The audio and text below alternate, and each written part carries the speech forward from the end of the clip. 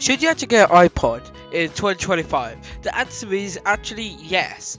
Let me actually explain. So basically, iPods are literally go obviously thanks to technology, but if you're actually on the go and you have very limited mobile data, for example, and therefore you cannot actually go about using it all the time because you're literally a broke fuck like me, you cannot really use that much mobile data. And I actually believe the best way to use, to like, for example, listen to music is via downloading music to your phone. Basically, that's the only solution. And to be honest, that makes the iPod redundant. And basically, it has like it goes to support wired earphones via the charging port, as you need a dongle in order to do so. And I actually believe that it would have been a lot more better that, for example, the actual iPod is actually a separate device. Like, for example, a phone. Like, if you try to sneak something into school, for example, I believe the iPod Shuffle that is cheaper than £8 is, and the iPod Shuffle second generation, basically the first and second generation, and also the micro version are really easy in order to sneak in,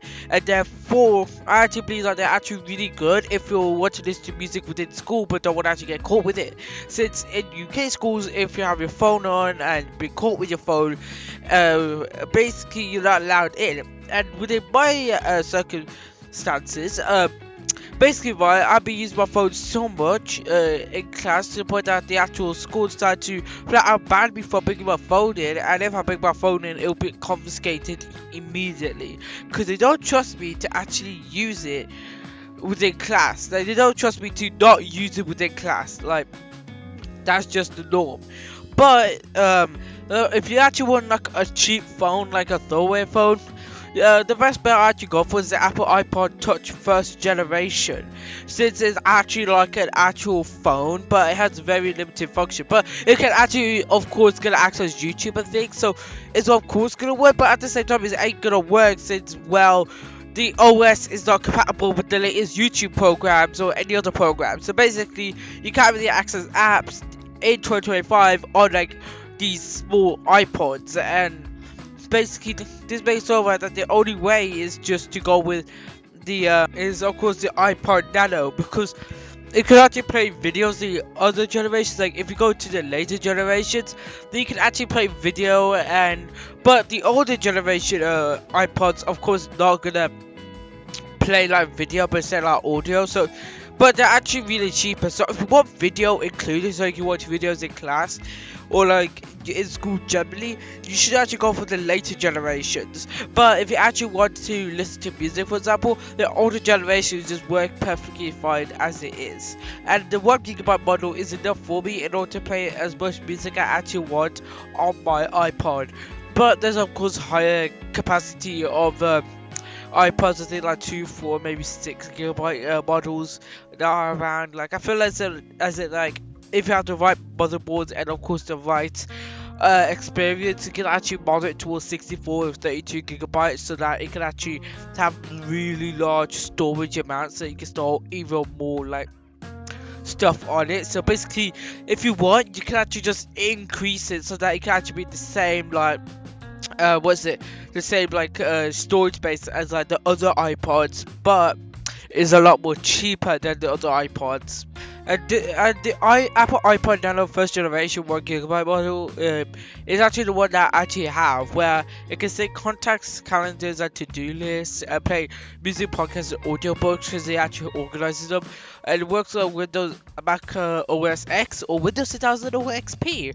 And it has completely skip-free playback, accessory compatible with dock, charges the 6 by USB 2.0, so it's gonna come with that. Apple click wheel, of course, and then bright through 3.81, and I actually say it's quite bright for the actual screen, but the iPod I actually got is quite dirty. So basically, mine I got for a solid 18, but now you guys have to get it for like 22 or 25. Like, it's like a little bit increased in price, but you know the demand is there, especially for people who want to sneak shit in. Like, it's just mostly because schools start to focus more on confiscating phones because of safety reasons. Like, what's the safety reason? Like, I'm gonna take a picture of this teacher. No, fucking not. Like, first of all, they are absolutely goddamn terrible at keeping their own fucking pictures off the internet. Second of all, they literally make sure that if you want, they make sure that if you're consented to put your picture up they will put your picture up, alright.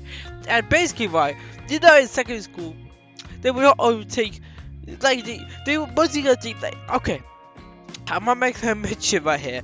That basically right. I used to take pictures of teachers, right? I admit it. But then right, I stopped because I realized there's no fucking point because anyone can fucking do it.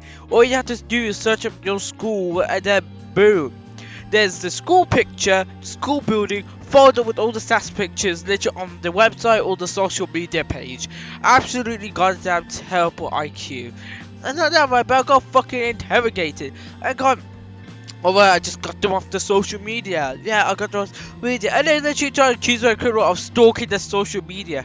How does one go, like, if you literally say that I'm stalking social media, then that means by the parents are stalking social media, or your students are stalking social media, teachers are stalking social media, whoever runs the social media stalks it. Basically, it's a defense that can literally be taken down with a fucking toothpick because it's a bad one really. But let's actually get back to it.